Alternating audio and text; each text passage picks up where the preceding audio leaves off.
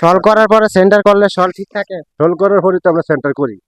এখন ঠিক থাকুক কিনা এটা তো আর আমরা কইতে পারি না, তো আগে তো রড তো আগেই সেন্টার করা হয়েছে। এখানে সল করছেন কিভাবে? এখানে সল করা হয়েছে, রড আগে সেন্টার করে তারপরে সল করা হয়েছে। মানে কলমের যে clear covering, clear covering centre করে তারপরে সল করা হয়েছে।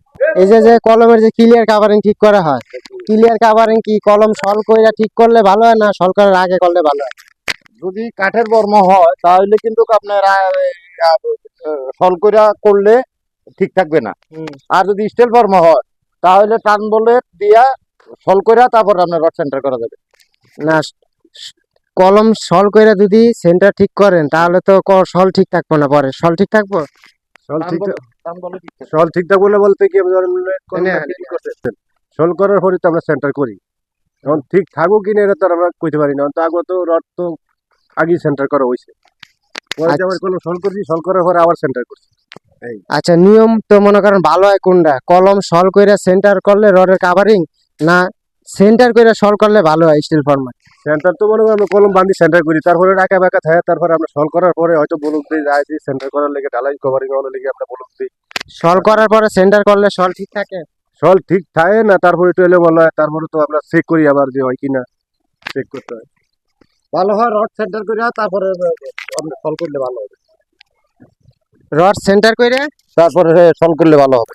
তাহলে ভালো হবে, তাহলে আর কলমের সল লড়বে না। না, হ্যাঁ? তাহলে আর সল এই জায়গায় কিভাবে করা হয়েছে? এখানে সল করা হয়েছে, রড আগে সেন্টার করে তারপরে সল করা হয়েছে। মানে কলমের যে clear covering, clear covering centre করে তারপরে সল করা হয়েছে। আচ্ছা, এই জায়গায় এরকম তো সব জায়গায় কি এরকম করেন? সব জায়গায় এরকম করি, আবার অনেক অনেক জায়গার মধ্যে মনে করেন ওই যে সল করে পরে, তারপর সেন্টার করে পরে সল করে আগে।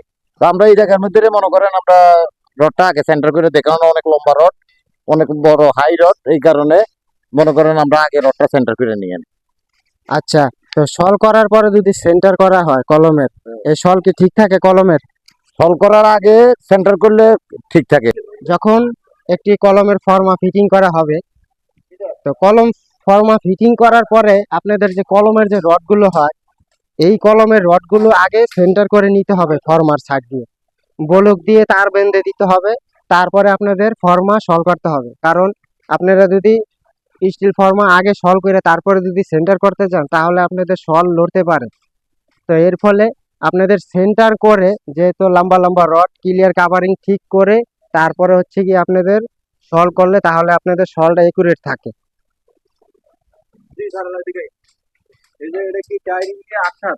হ্যাঁ, 807, হ্যাঁ।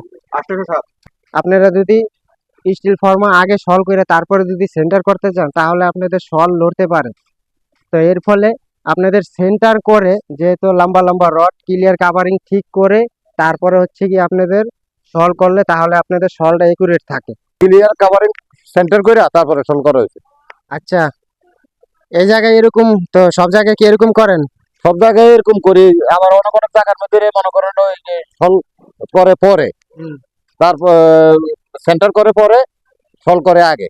তো আমরা এই জায়গার মধ্যে মনে করেন আমরা রডটা আগে সেন্টার করে দেখানো, অনেক লম্বা রড, অনেক বড় হাই রড, এই কারণে মনে করেন আমরা আগে রডটা সেন্টার করে নিয়ে নিই।